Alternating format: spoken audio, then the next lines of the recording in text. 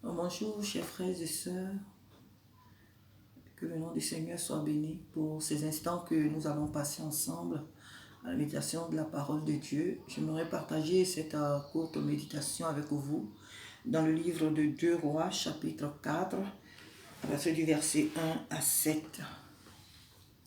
Une femme d'entre les femmes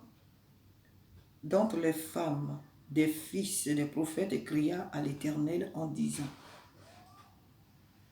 ton serviteur, mon mari, est mort, et tu sais que ton serviteur craignait l'Éternel. Or, le créancier est venu pour prendre mes 2 enfants et en faire ses esclaves. Élisée lui dit: que puis-je faire pour toi? Dis-moi, qu'as-tu à la maison?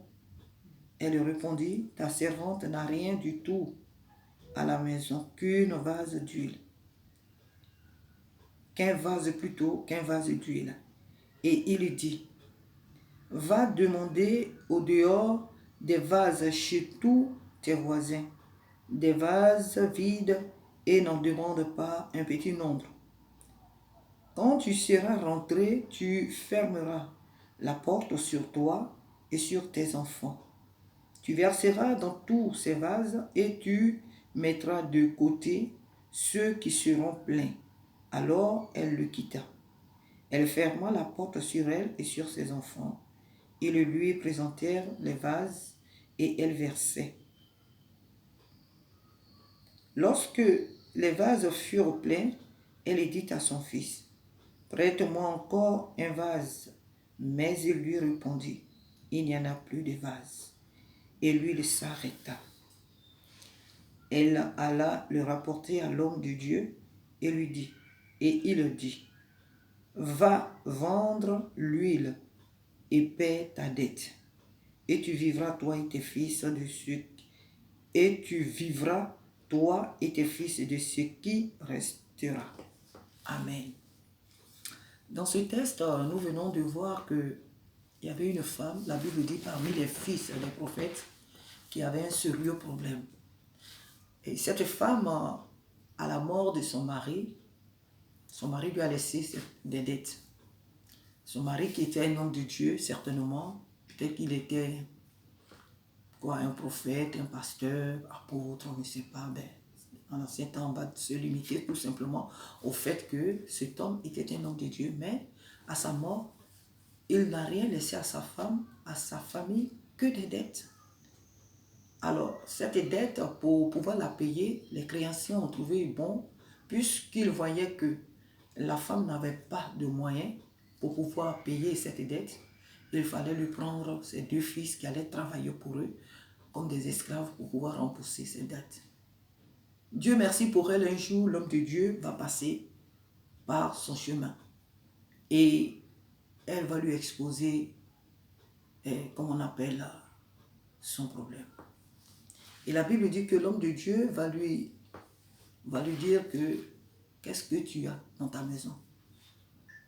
Elle dit d'abord, elle n'a rien qu'un vase d'huile, qu'un seul vase d'huile. Alors l'homme de Dieu va lui demander d'aller demander des vases à ses voisins, d'en demander un grand nombre de vases pour qu'elle puisse, parce que l'homme de Dieu savait qu'un miracle allait se faire. Donc elle est allée sur l'ordre de l'homme de Dieu et elle a demandé ses vases et il lui a donné des consignes. Lorsqu'elle vient avec les vases, elle doit rentrer dans sa maison, elle doit s'enfermer avec ses enfants et verser déjà le vase d'huile qu'elle a dans les autres pots qu'elle a demandé à ses voisins ou voisines. Et donc elle s'est exécutée et la Bible nous dit tout à l'heure que tous les vases qu'elle avait demandé, l'huile a été remplie dans tous ces vases. C'est elle, avec ses enfants, elle demandait à ses enfants: donne-moi un vase vide. Et lorsque l'enfant donnait, elle remplissait du vase, de l'ancien vase qu'elle avait, qui était rempli d'huile. De cette huile, l'huile s'est multipliée et tous les autres vases ont été remplis, jusqu'à ce qu'il n'y ait plus de vase vide. Elle est venue le rapporter à l'homme de Dieu ensuite de ce qui venait de se passer. Et l'homme de Dieu va lui dire d'aller vendre cette huile et pour qu'elle puisse payer la dette qu'elle avait, que son mari lui a laissée. Et ensuite, elle allait vivre du reste avec sa famille. Ici, dans ce texte, ce que je voudrais partager vraiment avec vous, nous savons que ce texte était vraiment un très grand texte qui aussi renferme, j'aime souvent le dire, parce que la parole de Dieu, elle ne s'explique pas seulement dans un seul sens. Plusieurs hommes de Dieu, Dieu peut révéler un texte à tous ses serviteurs. On n'en finira jamais d'expliquer, puisque la parole de Dieu elle est beaucoup profonde. Donc voilà pourquoi j'ai dit que c'est un texte qui renferme beaucoup de thèmes. Mais ce que je voudrais prendre ici dans ce texte, c'est l'attitude de la femme. Cette femme à qui son mari a laissé une dette. Et nous savons que depuis la nuit des temps, la femme a toujours eu à faire quelque chose. La femme, une femme vertueuse, une femme consciente, est toujours celle-là qui se lève pour faire quelque chose. Une mère dans une maison ne s'assoit pas comme ça et mettre, comme on appelle, ses deux mains entre ses jambes et puis s'assoit là pour contempler le soleil de son lever jusqu'à son couchant et dit que non, comme je n'ai rien, non, comme je ne peux rien faire, non, comme mon entourage est comme ça, non, comme on est dans ce pays, oh non, comme ceci, comme cela. Accuser toujours les circonstances, disant que non, elle ne peut rien faire. Une femme normale a toujours eu à faire quelque chose de ses deux mains. Même si tu ne travailles pas, c'est-à-dire pour le gouvernement, tu ne travailles pas pour l'État, tu ne fais pas un travail où tu as un salaire par mois, c'est-à-dire tu n'as pas de diplôme et autres, étant même chez toi, tu peux toujours faire quelque chose. Une mère, une femme, elle peut toujours faire quelque chose de ses deux mains. Cette femme avait un vase d'huile. Elle n'a même pas cherché à dire que, attends, ce vase d'huile, est-ce que je peux essayer déjà même de le vendre? De vendre un peu d'huile, peut-être pas tout, puisque si elle vendait tout, après, il n'y avait plus rien pour pouvoir vivre avec sa famille. Mais elle n'a pas du tout pensé à faire le commerce. Son mari lui a laissé les dettes, c'est vrai. Mais du vivant de son mari, quelle était, elle, son occupation? Qu'est-ce qu'elle faisait aux côtés de son mari? C'était certainement une femme qui assistait son mari dans le ministère, mais elle ne faisait rien d'autre. C'est son mari qui travaillait, c'est son mari qui faisait tout, mais elle était à la maison et elle s'occupait certainement que de l'éducation des enfants. Elle ne faisait rien d'autre pour pouvoir aider son mari et nourrir sa maison. Si cette femme avait une activité, si cette femme était occupée à faire des choses de ses mains pour qui allait rapporter sa maison, je pense qu'à la mort de son mari, elle n'allait pas être vraiment dans ce grand besoin. Elle n'allait pas faire de sorte, je dis bien que c'est elle qui a fait de sorte à ce que ses enfants, que les créanciers arrivent à avoir cette vision de sa maison, celle qui est venue prendre ses enfants pour les traiter comme des esclaves pour rembourser leurs dettes. Cette femme n'était pas active. Cette femme ne faisait rien. Et de nos jours aujourd'hui, il y a beaucoup de ces sœurs dans leur foyer qui agissent de la sorte. Du moment que le mari est en vie, ah, mon mari m'a dit de ne pas travailler. Ah, mon mari m'a dit que ce qu'il gagne, c'est suffisant. Donc, de ne rien faire. Et moi, personnellement, j'ai connu des femmes qui ne travaillent pas. C'est-à-dire que du vivant de leur mari, elles ne font rien. Elles m'ont même dit que non, le mari ne veut pas qu'elle travaille. Que ce qu'il gagne, ça le suffit largement. Je connais des femmes qui ne savent même pas comment leur mari fait pour payer le loyer. La maison dans laquelle, l'appartement dans lequel ils vivent là, elle ne sait même pas comment le monsieur fait pour payer le loyer. Elle ne sait même pas dans quel bureau le monsieur se rend. Des bailleurs là, elle ne connaît même pas le chemin même des bailleurs. Elle n'est jamais allée. Elle ne sait pas comment le monsieur fait pour payer le loyer. Le courant, toutes les charges de la maison, elle ne sait rien du tout de cela. C'est son mari qui fait tout. C'est vraiment honteux. Encore, pour des femmes païennes, moi je dis que ce n'est pas notre vie, donc je ne me réfère pas vraiment à ce que font les païennes. Mais pour nous qui sommes des enfants de Dieu, vraiment ça ne devait pas être le cas. Ça ne doit même pas être le cas. Nos mamans au village, elles ont toujours eu à faire quelque chose. Moi qui suis née des parents agriculteurs, ma mère, notre père avait son champ de café et cacao.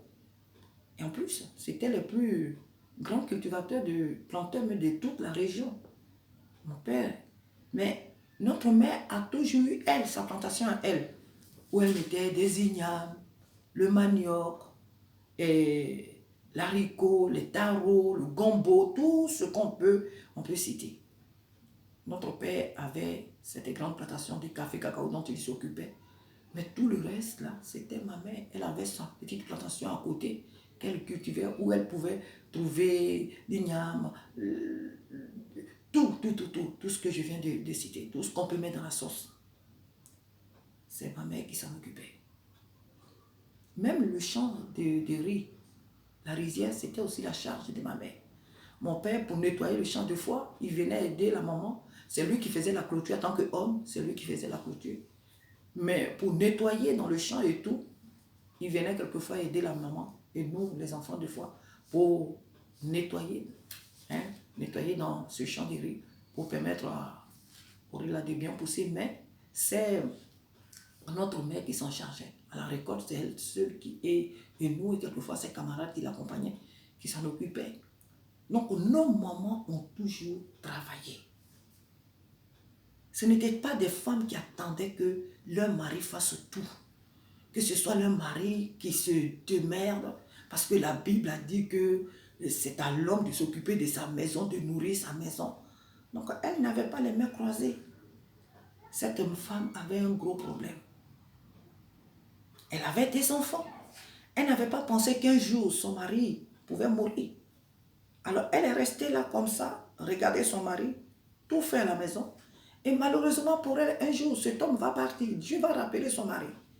C'est là qu'elle voit maintenant qu'elle avait mal fait de rester là, de me croiser. Elle ne sait plus où donner la tête. Elle est menacée ici par des créanciers, de l'autre côté par des créanciers, et de l'autre côté aussi, les enfants qui n'ont plus rien, elle-même qui n'a plus rien, donc qu'est-ce qu'elle va faire?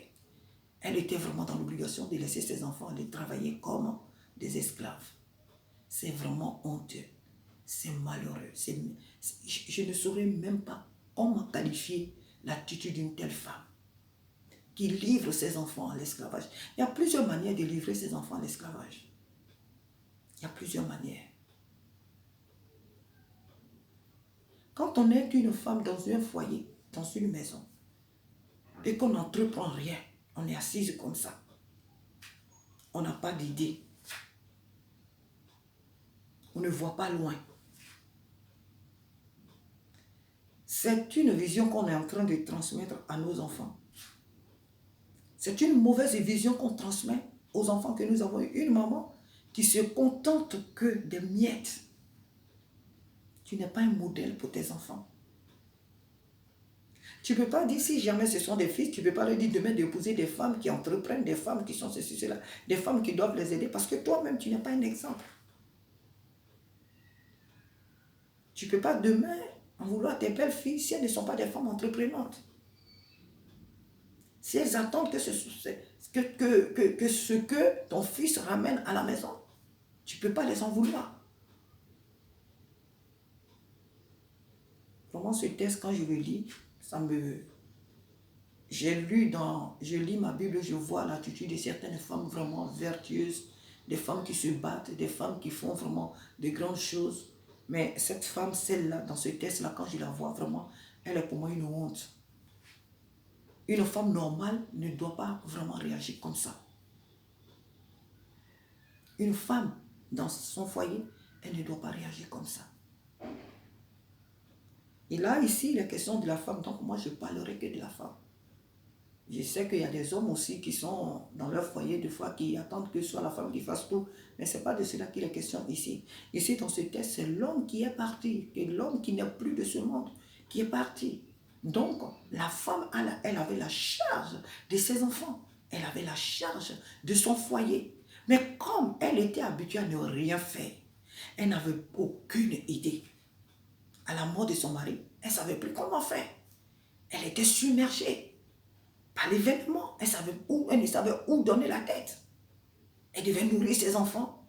De l'autre côté, elle est menacée par des créanciers qui voulaient lui enlever ses enfants. Elle ne savait où donner la tête. La Bible nous a dit que la femme sage bâtit sa maison. Ce n'est pas seulement dans le domaine du mariage, parce que comment faire pour maintenir l'homme à la maison, comment faire pour donner... Tout ceci englobe la femme sage, c'est vrai. Mais comment tenir une maison? C'est très important pour une femme, pour une mère. C'est très important. Encore une femme chrétienne. La Bible dit que la femme sage bâtit sa maison et l'insensée la renverse de ses propres mains. Cette sœur était vraiment une insensée. Mais gloire à Dieu, pour elle, l'homme de Dieu est passé par sa porte. Est passé par son chemin pour la secourir. Pour dire combien de fois notre Dieu est bon. Combien de fois notre Dieu est amour. L'homme de Dieu arrive, elle lui expose son problème. Ce n'est pas l'homme de Dieu qui va venir prendre, comment on appelle, le devant pour faire les choses. Il lui pose la question, mais qu'as-tu dans ta maison? Elle dit, je n'ai qu'un vase d'huile. C'est une femme qui voit toujours plus bas. Elle n'a rien, elle n'est rien, elle ne peut rien faire. J'ai qu'un vase d'huile, je n'ai rien. Elle dit d'abord, je n'ai rien, je n'ai qu'un vase d'huile. C'est une femme qui ne voit pas plus loin. C'est malheureux. C'est vraiment honteux d'être une telle femme. D'être du rang de cette femme. Vraiment, moi, j'encourage mes soeurs, je m'encourage moi-même, j'encourage chacune de nous à entreprendre. Soyons vraiment des femmes entreprenantes. Faisons de sorte à ce que les époux que nous avons, ils puissent aussi compter sur nous. Il n'y a pas que le salaire du mari qui doit nourrir la maison. Il n'y a pas que le mari seul qui doit réfléchir de comment le foyer doit fonctionner. La femme doit être capable de s'occuper de ses enfants. Je connais une sœur qui vit seule avec ses enfants. Mais cette sœur, elle seule, elle a payé le permis de ses enfants. Ils sont 5 garçons. Mais les 3 premiers, c'est elle qui s'est engagée à payer le permis de ses enfants. Certains ont échoué au permis plusieurs fois, mais elle s'est à pouvoir payer le permis de ses enfants. Et par la grâce de Dieu, tous ses enfants ont eu le permis. Ils l'ont eu. C'est elle qui s'est sainte, c'est elle qui s'est démerdée à le faire. Elle n'avait pas un compte bancaire rempli de je ne sais. Mais ce qu'elle gagnait, elle a pu mettre au profit de ses enfants. Et aujourd'hui, cette soeur, elle est contente de voir que ses enfants, tous ont eu le permis. Elle ne regrette pas d'avoir investi pour ses enfants. Une mère doit pouvoir le faire pour sa maison. Nous sommes les filles de Dieu. Nous avons l'intelligence, la sagesse de Dieu. Le mari, c'est vrai, c'est un mari, mais ce n'est pas de lui que tout doit venir. Ce n'est pas de lui que tout doit venir. Sinon, le jour qu'il n'est pas là, ça sera vraiment honteux et très grave. Très grave de savoir qu'après lui, on est démuni, on ne sait où regarder. Comment une femme qui vit avec un mari, sinon son mari, elle ne sait pas comment son mari fait pour payer le loyer. Cependant, ils ont des enfants. Ils vivent ensemble. Il y a de cela plus de 20 ans. Mais elle ne sait pas comment le mari fait dans la maison pour payer les charges. Elle ne s'occupe absolument de rien. Même c'est le mari qui va faire les courses. Elle est assise à la maison. Quand elle sort, c'est pour aller faire shopping.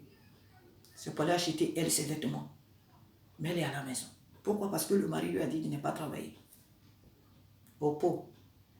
Vraiment, c'est honteux. Donc, l'exemple ici de cette sœur, le Seigneur me permet vraiment de me servir de cela pour parler à chacune de nous. Et comme je le disais tout à l'heure, je me parle à moi-même. Je parle aussi à chacune Le Seigneur me permet de parler à chacune de nous. Une femme doit être entreprenante. Une femme doit voir beaucoup plus loin. Certes, je travaille au dehors, je suis payé 1100 euros, 1200 euros, mais au-delà de ce travail que je fais, qu'est-ce que je fais à côté? Parce que deux fois, le salaire ne suffit pas. Donc, qu'est-ce que j'entreprends à côté? Pour ne pas avoir un manque d'argent, pour ne pas avoir des manques dans la maison. Qu'est-ce que je fais? On n'a pas que les 10 mains, sinon les 2 mains, les 10 doigts, pour faire qu'une chose. Surtout une femme que Dieu a créée, elle est dotée d'une grande sagesse. On a la capacité de faire beaucoup de choses à la fois. Donc la femme, elle a la sagesse, elle a l'intelligence pour pouvoir entreprendre.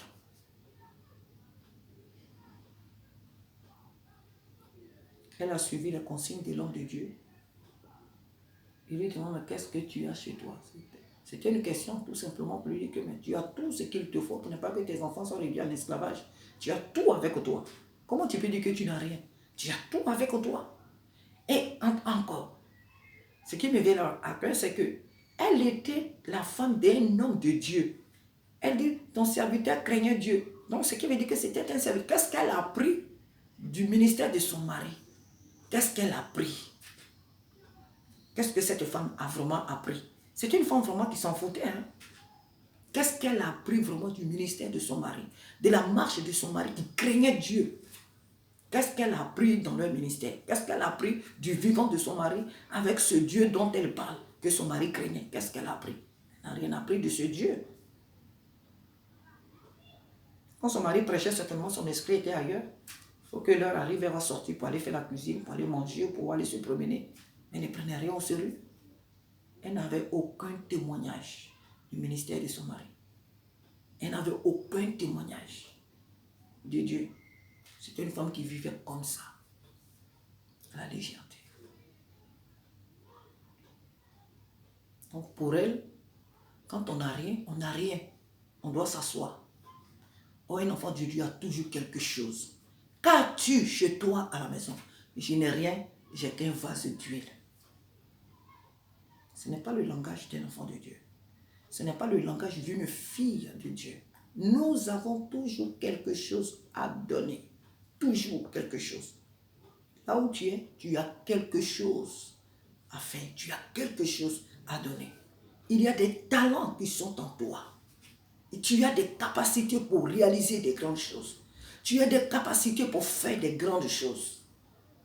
Même si elles peuvent paraître aux yeux des hommes petites, mais tu as la capacité de les faire, de les réaliser, ces choses-là. Tu n'es pas une petite femme, tu es une grande femme. Car tout ce que Dieu a créé est grand, est bon, est merveilleux. Tu n'as pas à te limiter. Tu n'as pas à survivre. Tu dois vivre pleinement et non survivre. Elle suit les consignes de l'homme de Dieu, je le répète. Et il lui dit d'aller demander des vases à ses voisins, tout, un grand nombre. Elle vient, elle suit les consignes, elle s'enferme dans sa maison. Ici, c'est le signe de la vie de la prière. Elle s'enferme dans la maison, qui est le symbole de la prière. Elle attendait que quelqu'un d'autre vienne lui dire qu'elle doit prier. Qu'elle doit entrer dans la présence de Dieu pour prier. Mais qu'est-ce qu'elle a vécu avec du vivant de son mari? Qu'est-ce qu'elle a appris du ministère? Quel était son rôle aux côtés de son mari? Elle n'a jamais appris que lorsqu'on traverse des moments, il n'y a pas, c'est vrai, que des moments difficiles qui doivent nous amener à prier, mais la vie d'une femme dans une maison, c'est la prière. La vie d'un enfant de Dieu, c'est la prière. Et surtout quand on traverse des moments difficiles, on doit se tourner vers Dieu. David dit, je lève les yeux vers les montagnes, d'où me viendra le secours. Le secours me vient de l'Éternel qui a fait les cieux et la terre. Elle était en train de traverser un moment difficile. Elle n'a pas eu à cœur de rentrer dans sa chambre et s'enfermer pour chercher la solution à son problème. Elle attendait la mort. Elle attendait que ses enfants soient réduits en esclavage. Et l'homme de Dieu vient lui dire de rentrer dans sa chambre avec les vases et de faire ce qu'elle avait, ce qu'elle devait faire. Elle a pris le vase d'huile qu'elle avait et elle a commencé à déverser ça dans les autres pots jusqu'à ce que tous les vases qu'elle avait soient remplis. Et ensuite, maintenant, elle vient rapporter à l'homme encore, oui, ce que tu m'as dit de faire, je l'ai fait. Elle a encore une idée que, attends, ces vases-là sont remplis, donc est-ce que ces vases-là, je ne pourrais pas vendre l'huile qui est remplie là? Elle n'a pas elle-même l'idée. Elle vient lui rapporter, oui, voilà, les vases sont remplis, donc on doit lui dicter. Je ne sais pas comment on appelle ça, quoi. C'est un enfant, donc on doit lui dire, tu es assis comme ça? Non. Après, maintenant, il faut aller ici? Non. C'est comme ça? Non, c'est irresponsable. Ce texte, on pourrait l'interpréter d'une autre manière. Je le sais. Il y a plusieurs manières dont on peut interpréter ce texte. Mais moi, c'est ce côté-là pour le moment que je vois. Et l'homme de Dieu va lui dire maintenant, va vendre l'huile. Va vendre l'huile. Et lorsque tu auras récolté l'argent qu'il faut pour rembourser au créancier, le reste là, tu vivras de cela avec tes enfants. Comment une maman peut attendre qu'on lui dise ce qu'elle doit faire chez elle? Une mère, une responsable. C'est quelqu'un qui doit venir d'ailleurs pour te dire comment toi tu dois vivre chez toi. C'est un pasteur qui doit venir te montrer comment chez toi tu dois vivre avec tes enfants. C'est malheureux quand même. C'est pas normal. C'est pas normal. Un pasteur prêche l'évangile et dans cette parole de Dieu là, c'est toi qui dois prendre la part que tu sais que Dieu t'a donnée et tu dois faire de sorte à ce que cette parole, elle te mène là où Dieu veut que tu sois, où tu dois aller. Mais ce n'est pas encore à l'homme de Dieu de venir chez toi pour te dire, oui, bon, écoute, j'ai prêché la parole de Dieu, donc maintenant, écoute, c'est comme ça, c'est cette foi maintenant qu'il faut avoir, oui, c'est pas comme ça, il faut prier, oui, tu dois prier ton homme de foi, tu dois faire comme ça, non, non. Enfin, elle a obéi, et ça s'est bien passé, elle a vendu l'huile, elle a remboursé la dette que son mari lui avait laissée, et apparemment, ses enfants n'ont pas été pris par ces hommes, et finalement, elle est restée heureuse avec ses enfants. Ils avaient finalement de quoi manger et tout. Mais la solution de nos problèmes ne doit pas toujours venir de quelqu'un d'autre. Pas forcément. Même si Dieu utilise toujours des personnes pour nous faire du bien, mais on ne doit pas attendre forcément que les autres viennent. Parce que nous aussi, nous pouvons être une solution pour les autres. On ne va pas attendre toujours que les gens viennent d'ailleurs pour nous dire ce que nous avons à faire. Nous avons l'Esprit de Dieu en nous. Nous avons Dieu avec nous. Nous avons la parole de Dieu avec nous. Cette parole, lorsque nous l'ouvrons les matins, les soirs, elle nous parle. Nous avons nos genoux pour les fléchir devant l'Éternel. Et il nous donne des idées de comment nous allons vivre la journée, ce que nous devons faire. Nous n'allons pas toujours attendre que quelqu'un d'autre vienne d'ailleurs pour nous dire, oui, écoute, c'est comme ça. Ah, c'est dans quelle ville tu vis? Ah, là-bas, c'est telle chose qui marche. Ah oui, comment tu es? Ah, dans le pays où tu vis? Ah, dans le quartier où tu es, c'est comme ça. Non, ce n'est pas quelqu'un d'ailleurs qui doit venir nous dire ce que nous devons faire. Nous avons l'Esprit de Dieu en nous. Même si quelqu'un doit venir d'ailleurs pour nous donner des conseils, ça ne pourrait être qu'une confirmation de ce que nous-mêmes déjà nous avons reçu comme direction de la part de Dieu. L'autre personne ne viendra que nous confirmer ce que nous avons déjà reçu. Vraiment, j'encourage toutes mes soeurs. Je ne traite personne de paresseuse. Jamais. Je ne traite personne, aucune mère de paresseuse. Je vais tout simplement encourager mes soeurs en Christ à entreprendre.